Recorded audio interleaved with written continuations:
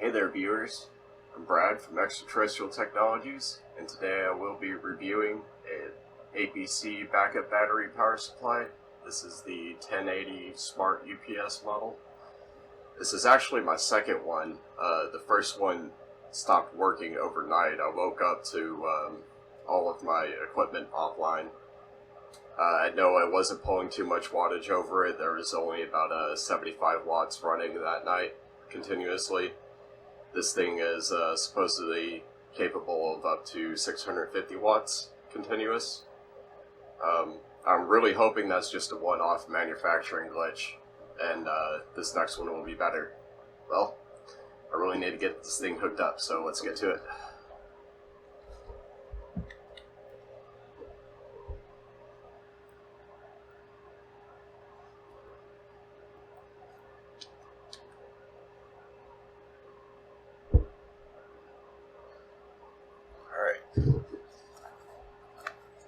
Bought this thing at Office Depot for about $135. Needed to keep some vital business services online, which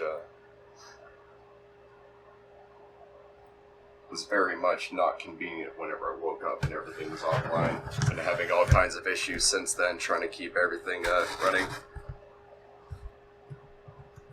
Other than that, this is a great power supply. I mean, a few times the next day after I bought it, the power went out. They were doing maintenance on the poles down the road and didn't bother informing anybody. But it kept everything online then. Or a couple other times, like 2 days later, there was a storm and it kicked back on. And they kept everything running then.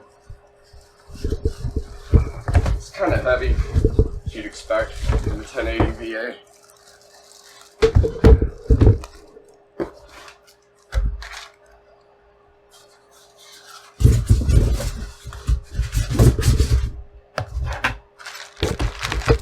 Has a fancy LED display on the front that tells you the current usage and backup time.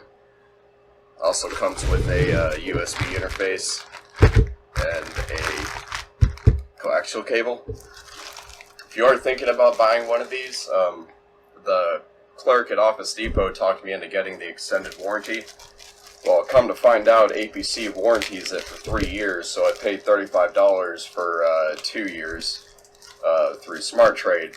And like whenever the first one went out, I went through Smart Trade first because I'd already registered it, and they told me that that warranty actually does not kick in until 2019, whenever the manufacturer warranty expires. So I went through APC, and their support staff was not around during the weekend. They only ship and take warranty claims during the week.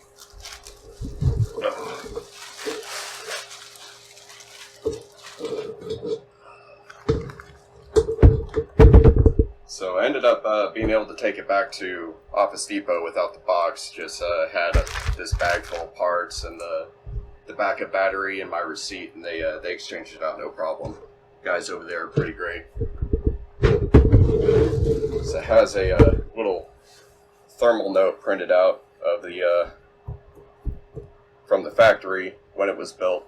Looks like this one was built November 4th, 2015. My last one was actually built July 6th, 2016, so they're a little over a year apart. Maybe this one will be a little bit better quality. The ticket on it did say that it passed all the inspections, and it did initially work properly, but nobody really knows why it just died. I like to hold on to this just to have it, just in case the manufacturer asks for it. We'll just stick it in the back here. The whole warranty registration process itself is pretty painless, and I highly recommend that you do it. Alright, so now we have to flip this thing upside down because the battery comes disconnected. You'll have to flip it around and connect it. It's instructions on the plate here. So we'll just pull this off.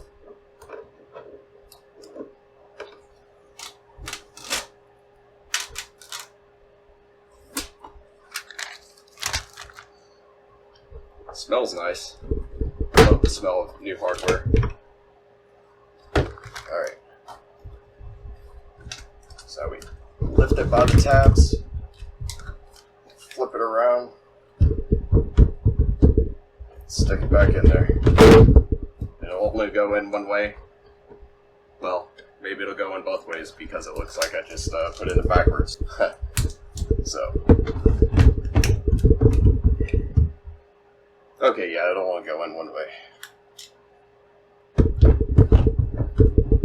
Alright. So now it's connected.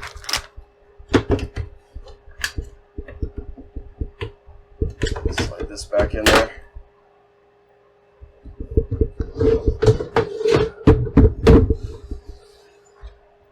Now the part everybody's been waiting for. Front plastic. Yeah. Nice and shiny black front face.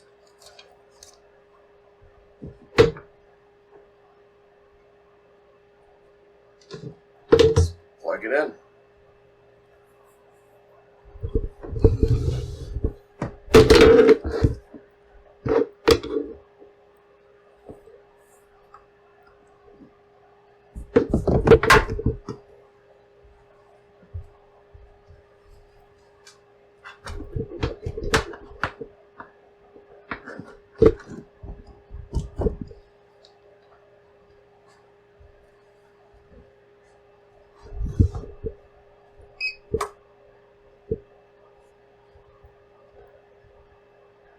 Alright, it says it's online. Just getting 121 volts in.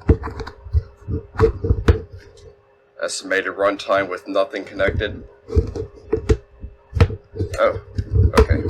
I was just doing a self-check there.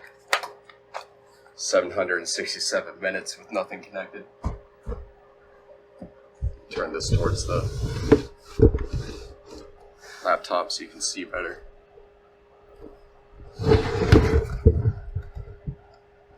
Change the information page on here. So this is events recorded, estimated runtime, current load, in wattage first and then percentage, and current voltage out, current hertz of voltage, and current voltage in. It also has a battery gauge here and a little load graphic.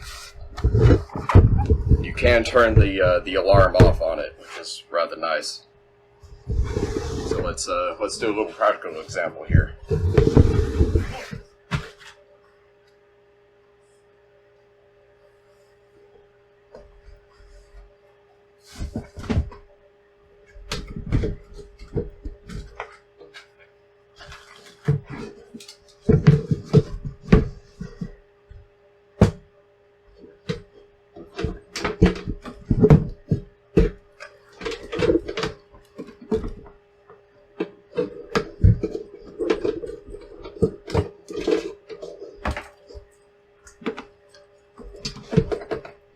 Here we have a basic little service host.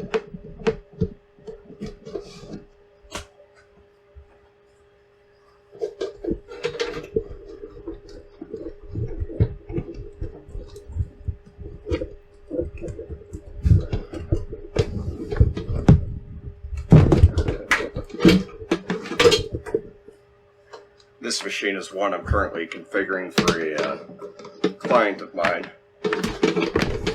Pretty soon I'll have these available for rent. Let me show you the outlets on these real quick before I hook everything up. So it has two ports on the surge only side that are controlled by one on the battery backup. It's like, say you have your Xbox or something on here, then you can have your TV and DVR connected, or TV and Xbox and whatnot. And so yeah, we have a total of 4 battery backup ports and 4 surge only ports.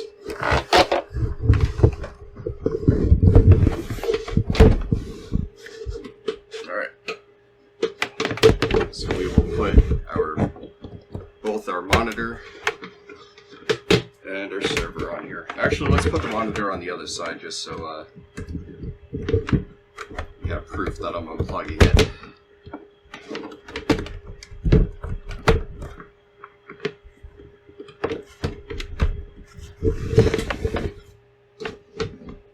Turn this little machine on.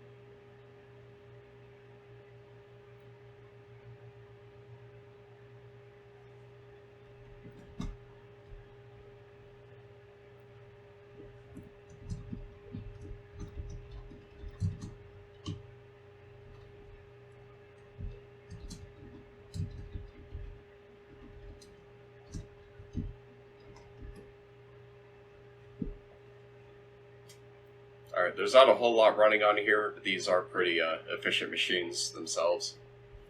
So we'll change the display here. Estimated runtime with just this host is 306 minutes. Current load is 15 watts, or 2% of the max. Everything's normal. Alright, let's test out its backup. You should see the monitor go off, but the server will stay on and logged in.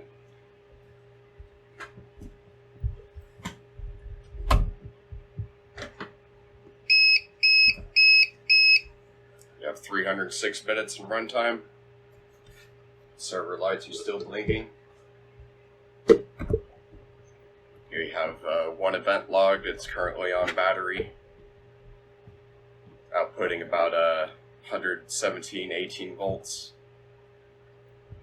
receiving nothing, and drawing about 10 watts of load. Let's plug it back in.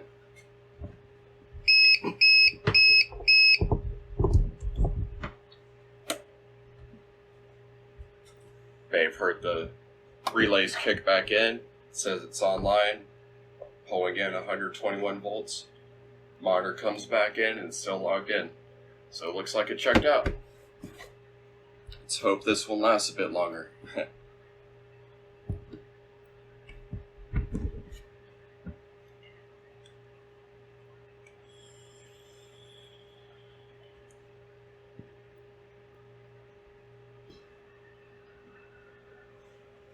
Well, that's about the end of this review. Hope you can make a good decision on which power supply to buy now. I would recommend this, but I would like to run it a little bit first, so I'll probably do an updated video here in a month or so. Just because I had one fail on me. I'm pretty sure it's just a one-off manufacturing defect. They might have gotten a small batch of bad parts, but that still puts a few more machines out there. Like I said, my last one was built July of this year, and this one was built in November last year. So maybe there'll be different batches of parts in there, and this one will come off a little bit better. Maybe some of the newer ones will come off better too. You never know. I'll just have to test it out. Other than that, the management software is pretty easy to configure on Windows desktop and a Linux server. So there's that if you're looking for compatibility. You can make a monitoring service that can shut down the network or back everything up real quick before it shuts down. So that's nice. It does have a good capacity, good operating wattage and whatnot. So all around it is a good power supply. Just I had one bad one, and that's what I have to say about it. Anyways, I hope you enjoyed this. Until next time, see you guys later.